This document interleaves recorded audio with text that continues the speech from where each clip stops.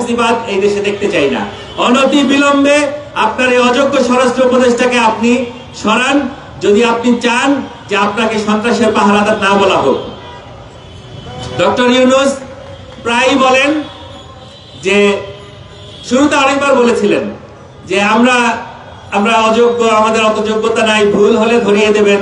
তো আপনার এখন আমরা ভুলটাই ধরাতে যাচ্ছি। আপনার শুধু ভুল হচ্ছে না, মহা ভুল হচ্ছে, এবং যা করছেন এটা আর ভুলের পর্যায়ে নাই, এটা এখন অপরাধের পর্যায়ে চলে গেছে। আমরা অনতি বিলম্বে সরকারের কাছ থেকে এই যে হামলাগুলো হচ্ছে আদিবাসীদের উপরে এবং জনগণের উপরে, এর যথাযথ পদক্ষেপ আমরা দেখতে চাই। এখন পর্যন্ত মাত্র 2 জনকে গ্রেফতার করা হয়েছে। ওই দিনের হামলার ফুটেজ আপনাদের সামনে ছিল, প্রত্যেককে আপনারা দেখেছেন। তাহলে মাত্র 2 জন গ্রেফতার কেন? এই প্রশ্নটা আমরা করতে চাই। আমরা একই সাথে গণ অভ্যুত্থানের সময় যারা আমাদের রাস্তার সংগ্রামের সাথী ছিলেন, বৈষম্য বিরোধী ছাত্র আন্দোলনের বন্ধুগণ এবং নাগরিক কমিটির যারা বন্ধু, তাদেরকে জিজ্ঞেস করতে চাই, আপনারা কথায় কথায় মুজিববাদের কবর খুঁড়বেন এই কথা বলেন, মুজিববাদ এই দেশে যাতে না থাকে এই মুজিববাদকে উচ্ছেদ করার কথা বলেন। তো শেখ মুজিব কি করেছিল? শেখ মুজিব আদিবাসীদের সাথে কি করেছিল? তিনি আদিবাসীদেরকে বলেছিলেন যে তোরা সবাই বাঙালি হয়ে যা। শেখ মুজিব আদিবাসীদেরকে তারা যে আদিবাসী এই স্বীকৃতিটুকু দিতে চায় নাই।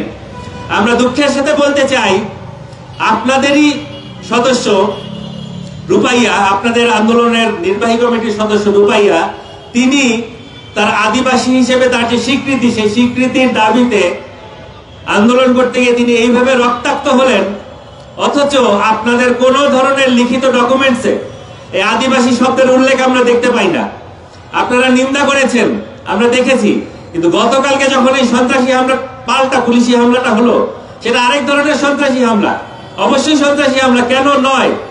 পুলিশ আন্দোলনকারীদেরকে মারতে এসে একটা পথচারীকে পিটিয়ে তার ঠ্যাং ভেঙে দিয়েছে। এটা কি সন্ত্রাস না? এটাও সন্ত্রাসী। সন্ত্রাসের বিরুদ্ধে আমাদের কথা বলতে হবে। তো এই যে নাগরিক কমিটি এবং বৈষম্য বিরোধী ছাত্র আন্দোলনের বন্ধুরা, আপনাদের সহযোদ্ধা আদিবাসী হিসেবে তার সাংবিধানিক স্বীকৃতির দাবিতে তার যে ক্ষোভ, সেই ক্ষোভ নিয়ে তিনি এনসিটিভির সামনে তারা মার খেলেন, রক্তাক্ত হলেন, এখন সংকটাপন্ন অবস্থায় আছেন। আপনারা এখন পর্যন্ত আপনাদের লিখিত ডকুমেন্টে এই আদিবাসী শব্দের উল্লেখ করতে পারলেন না। তাহলে আপনারা যদি আপনাদের নিজেদের সহযোদ্ধা আদিবাসী যারা আছেন তাদের দাবিকেই ধারণ করতে না পারেন, তাহলে আপনারা কিসের ইনক্লুসিভ? এই প্রশ্ন আমরা করতে চাই। আপনারা সারাক্ষণ ইনক্লুসিভ ইনক্লুসিভ বলবেন, অন্তর্ভুক্ত করার কথা বলবেন, আর সবাইকে আপনারা এক্সক্লুড করতে থাকবেন, তাহলে তো হবে না।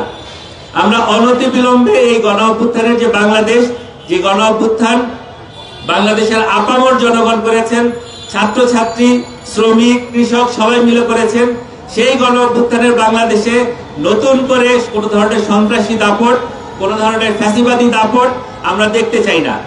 ডক্টর মোহাম্মদ ইউনূস প্রায় বলেন আমরা অযোগ্য, আমাদের যোগ্যতা নাই।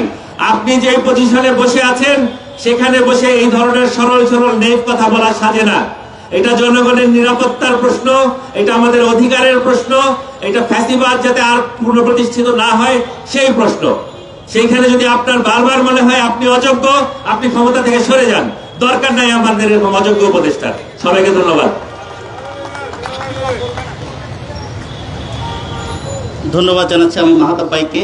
বন্ধুগণ, একটি কথা বলতে চাই যে গণ অভ্যুত্থানের পরবর্তীতে এখানে সবচেয়ে একটি কথা শোনা গেছে, সেটা হচ্ছে ইনক্লুসিভ বাংলাদেশের কথা, গণতান্ত্রিক বিনির্মাণের কথা। বন্ধুগণ, আমরা এটা বলতে চাই যে একটা দেশের মধ্যে দুটো শাসন রেখে একটি গণতান্ত্রিক বাংলাদেশের প্রকল্প আমরা চিন্তা করতে পারি না।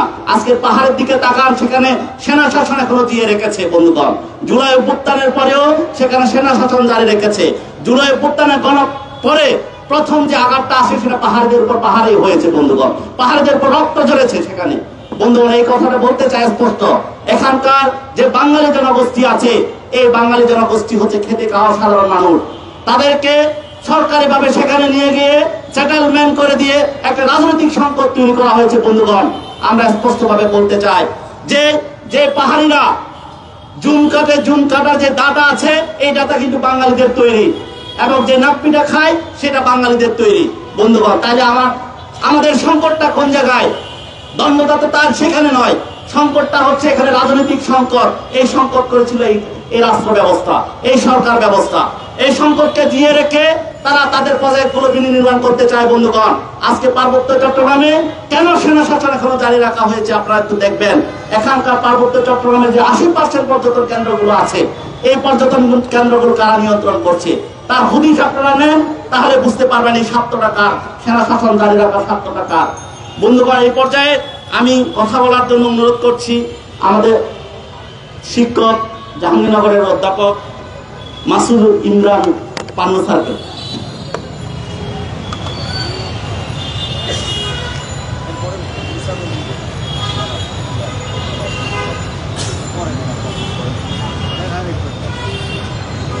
প্রতিবাদ সমাবেশ হচ্ছে, আমিও প্রতিবাদ জানাতে এসেছি। প্রতিবাদ জানাতে এসেছি তাদের প্রতি। আপনারা এখানে খুবই ক্ষোভ প্রকাশ করছেন পুলিশের প্রতি। আমার কাছে মনে হয় না পুলিশের প্রতি ক্ষোভ প্রকাশ করার কোনো কারণ আছে। পুলিশ হচ্ছে একটা টুলস, যে টুলসটা কে কে ব্যবহার করবেন, এবং এরা অটোমেটেড ভাবে ব্যবহৃত হয়, এবং এখানে কোনো মানুষ থাকে বলে আমার কাছে মনে হয় না পুলিশ ব্যবহৃত হয়। দেখবেন যে এখানে পাশাপাশি দুটো বড় বড় ঘটনা ঘটছে। এখানে জলকামান আছে। আমি ওইখান থেকে আসলাম, ওইখানে চরমনাইয়ের একটা বড় প্রোগ্রাম চলছে, ওইখানে এই পরিমাণ জলকামান নাই, কিন্তু মানুষের চেয়ে অনেক বেশি আছে। তো এটা প্রমাণ করে যে এখানে যে পরিমাণ পুলিশ এবং জলকামান এবং পুলিশের গাড়ি আছে, এত ছোট একটা জমায়েতের জন্য রাষ্ট্র আসলে এই জমায়েতকে কতটা ভয় পায়। আর রাষ্ট্রের এই বর্তমান যে অন্তর্বর্তীকালীন যে রাষ্ট্র এবং সরকার, তার সাথে ওই বড় জমায়েতের কোথাও না কোথাও একটা যোগাযোগ আছে। এই যোগাযোগগুলো আমরা আসলে বুঝতে পারি কিনা, যেই কারণে এটা আমরা দেখতে পাই না। আর দ্বিতীয় কথা হচ্ছে যে এই যে পেটানো হলো আদিবাসী, দেখেন একটা সংগঠন ভুইফোর সংগঠন কোত্থেকে দাঁড়ালো, সাথে সাথে আমাদের এনসিটিভি এটা বাদ দিয়ে দিল। গ্রাফিতি কেন বাদ দিয়ে দিল? এই রাখাল রাহারা তো কম কথা বলেনি আওয়ামী সরকারের সময়, তাহলে আজকে তার সাহস কোথায় গেল? এই কমিটির সাহস কোথায় গেল? বা তারা কেন পারলো না সেখান থেকে পদত্যাগ করতে, যে না আমরা এই সিদ্ধান্ত নিয়েছি, এটা আমরা পাল্টাবো না? এটা কেন পারলেন না তারা কেন এই কথা বলতে পারছেন না? আজও পিটানোর পরেও প্রকাশ্যে বলতে পারছেন না যে না, এই ঘটনার পরে এইভাবে পেটানো যাবে না, আমরা এনসিটিভিতে কাজ করব না, অন্তর্বর্তী সরকারকে আমরা সহযোগিতা করব না, সেটা তো তারা বলতে পারছেন না।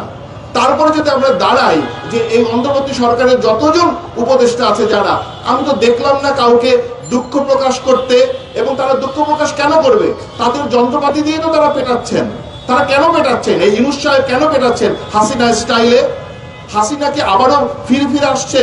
আর আমরা তো এটা খুব পরিষ্কার বুঝতে পারছি যে মানে জুলাইয়ের অভ্যুত্থান কোন না কোনো গোষ্ঠী ছিনতাই করার চেষ্টায় আছে সারাক্ষণ, এবং নিজেদের কুকিগত করা, কে কোনটা বলেছে কে কোনটা বলেনি তার ভাগ বাটোয়ারাতে ব্যস্ত সারাক্ষণ সোশ্যাল মিডিয়া এবং সব জায়গায়, এবং কে আগে বলেছে কে পরে পড়েছে, এই ভাগ বাটোয়ারা করতেই তো তারা ব্যস্ত। তারা কি মানুষের কথা ভাবতে ব্যস্ত?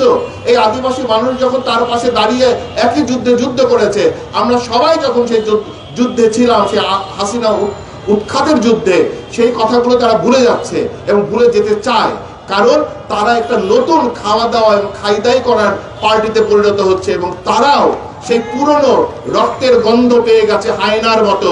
এবং সেইখানে দারুণ দারুণ সব মানে রক্তমাখা ল্যাম্বরগিনি তো নাই আমাদের দেশে, কিন্তু ল্যান্ড রোভার আছে, তারপর পাজেরো আছে, সেই দারুণ দারুণ মজার এবং আরামের এবং শীতাতপ নিয়ন্ত্রিত যে আনন্দ, সে আনন্দ পেয়ে বসেছে।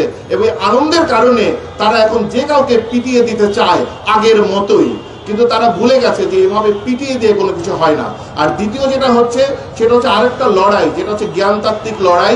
হঠাৎ করে দেখবেন যে বিদেশ থেকে কিছু লোক এসে ভ্যান স্যান্ডেলকে উদ্ধৃতি দিয়ে কিছু কথাবার্তা বলার চেষ্টা করছে, এবং একটা সূত্রকে, একটা ঐতিহাসিক সূত্রকে অন্য জায়গায় দিয়ে সেইটাকে প্রমাণ করার চেষ্টা করছে, এবং সেইটা ব্যাপকভাবে ফেসবুকে একটা পার্টিকুলার গ্রুপ ভাইরাল করছে। এই যে ভাইরাল করার রাজনীতি, এই রাজনীতির প্রতি আমাদের সচেতন থাকতে হবে, এবং একে জ্ঞানতাত্ত্বিক এই লড়াইতে আমাদের যুক্ত হতে হবে। ভালোভাবে যুক্ত হতে হবে। এবং সোশ্যাল মিডিয়াতে আমি সবাইকে বলবো যে এইখানে যেভাবে প্রতিবাদ হচ্ছে, সোশ্যাল মিডিয়াতেও যে কথাবার্তাগুলো আদিবাসীদের নিয়ে এখন পর্যন্ত হয়েছে, যে কথাগুলো আমাদের প্রতিরোধের জন্য কাজে লাগবে, সেইগুলোকে বারবার শেয়ার করেন, ভাইরাল করেন, প্রতিরোধ তৈরি করেন।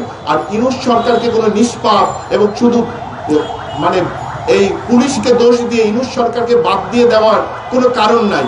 ইউনূস সাহেব নিজে দায়ী, এবং ইউনূস সাহেব হচ্ছে আমার মতে আজকের সময় নতুন শেখ হাসিনা। আমরা এই শেখ হাসিনার প্রতিরোধ আজকে থেকেই করতে শুরু করা উচিত বলে আমি মনে করি। সবাইকে ধন্যবাদ। ধন্যবাদ জানাচ্ছি আমি স্যার।